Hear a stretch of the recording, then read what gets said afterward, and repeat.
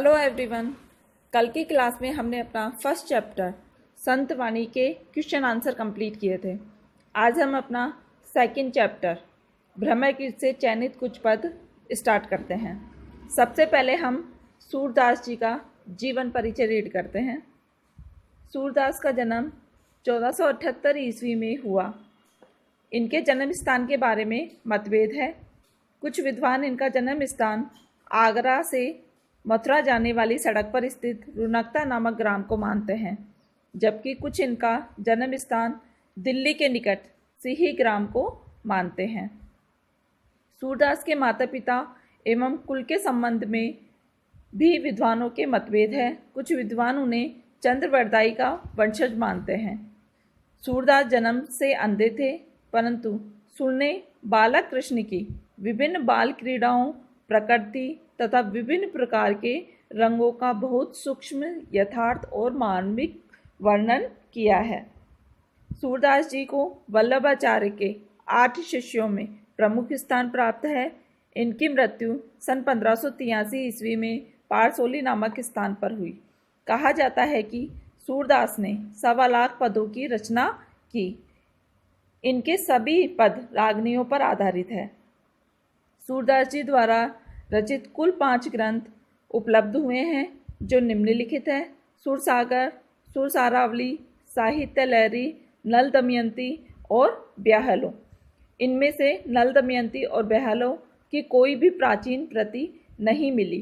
कुछ विद्वान तो केवल सुरसागर को ही प्रमाणित रचना मानने के पक्ष में हैं। सुरसागर, सुरसारावली, साहित्य लहरी ही इनकी प्रमुख रचनाएं मानी जाती है। सूरदास हिंदी की कृष्ण भक्ति शाखा के सर्वश्रेष्ठ कवि हैं। जिस प्रकार राम भक्त कवियों में गोस्वामी, तुलसीदास सर्वश्रेष्ठ माने जाते हैं, उसी प्रकार कृष्ण भक्त कवियों में सूरदास सर्वश्रेष्ठ माने जाते हैं। वास्तव में ये दोनों कवि हिंदी काव्य गगन के चंद्र और सूर्य है।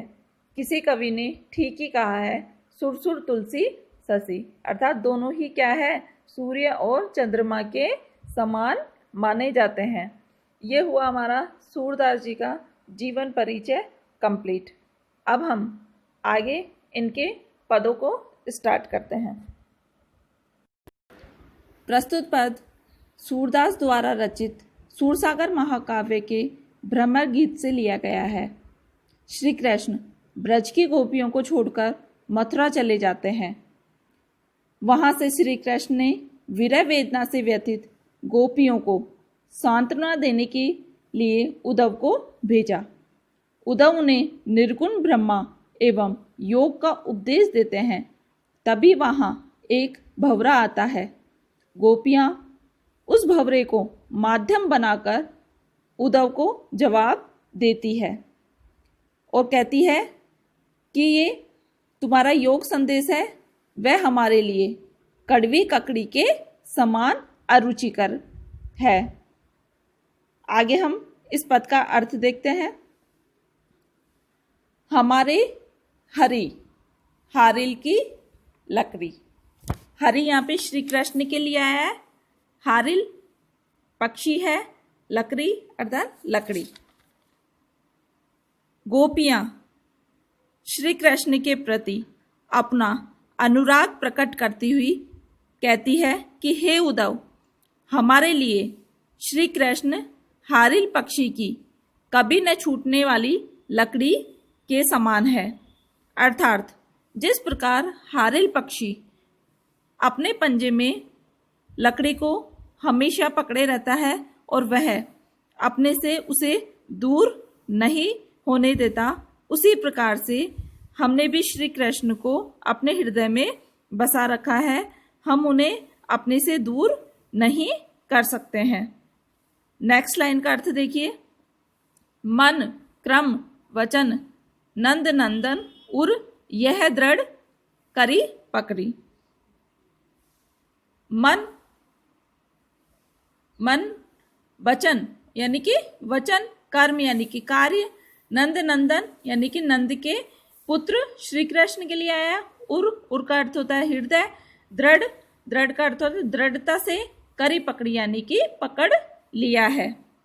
हमने अपने हृदय में मन से, वचन से, कर्म से यह निश्चय कर लिया है कि हम नंदलाल श्री कृष्ण के प्रति प्रेम से सदैव अनुरक्त रहेगी। अर्थात हमने अपने मन से, वचन से, कर्म से श्री कृष्ण को अपने हृदय में दृढ़ता के साथ पकड़ लिया है।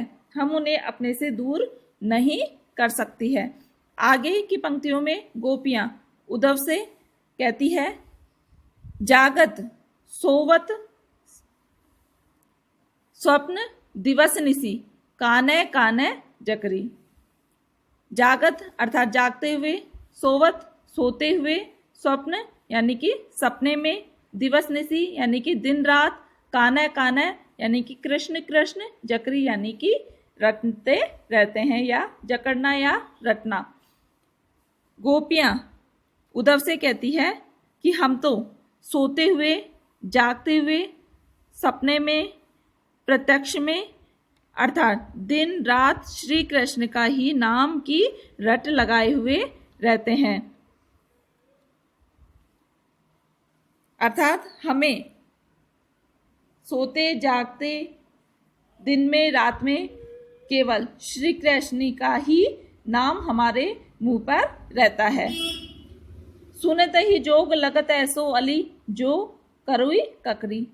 सुनत ही यानी कि सुनते ही, जोग यानी कि योग संदेश, अली यानी कि भंवरे के लिए आया है और भंवरा यहाँ किसके माध्यम बनाया गया? उद्धव को। जो करुई, करुई यानी कि कड़वी, ककरी यानी कि ककड़ी जो कि एक प्रकार का फल है। तो गोपियां उद्धव से कहती है कि तुम्हारा जो ये योग संदेश है उसे सुनते ही ऐसा लगता है जैसे कि हमने अपने मुंह में कड़वी ककड़ी खा ली हो। अर्थात योग संदेश को सुनते ही हमारे पूरे मुंह में एक कड़वा सा स्वाद आ रहा है। ऐसा लग रहा है मानो कड़वी ककड़ी हमने खा ली। जिस प्रकार कड़वी ककड़ी के खाते ही पूरे मुंह का स्वाद कड़वा हो जाता है, उसी प्रकार से तुम्हारा योग संदेश है जिसे सुनते ही हमारे पूरे मुंह का स्वाद क्या हो गया? कटु हो गया है। सोई व्याधि हमें ले आए, देखी सुनी न करी। व्याधि, व्याधि है का अर्थ है शारीरिक रोग। करी, करी का अर्थ होता है न करी, न करी का अर्थ होता है अनुभव करना। गोपियां उद्धव से कहती है कि तुम्हारा जो ये योग संदेश है निर्गुण ब्रह्मा का, वो ऐसी व्याधि के समान है, यानी कि ऐसे शारीरिक रोग के समान है जिसे न हमने कभी सुना है, न ही देखा है और न ही इसे अनुभव किया है। इस नए रोग को आप हमारे लिए ले आए हैं। गोपियां उद्धव के द्वारा जो योग संदेश दिया जा रहा था, उस योग संदेश को वह एक प्रकार की व्याधि बताती है, अर्थात शारीरिक रोग बताती है कि ये तो ऐसा रोग है जिसे हमने पहले न कभी सुना है, न कभी देखा है और न ही कभी अपने जीवन में इसे अनुभव किया है। यह कौन सी बीमारी आप हमारे लिए ले आए हो? नेक्स्ट पंक्ति देखिए, यह तो सुर तिने ले दीजिए जिनके मन चक्री। तिने, तिने का अर्थ होता है उन्हें, ले दीजिए यानी कि ले जाकर दीजिए। मन चक्री अर्थात चंचल मन वालों को। आगे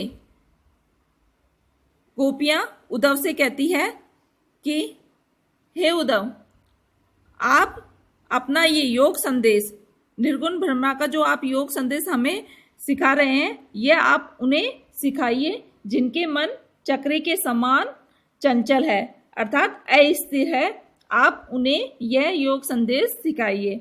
हमारा मन तो स्थिर है और हमारा मन केवल श्री कृष्ण में ही बसा हुआ है।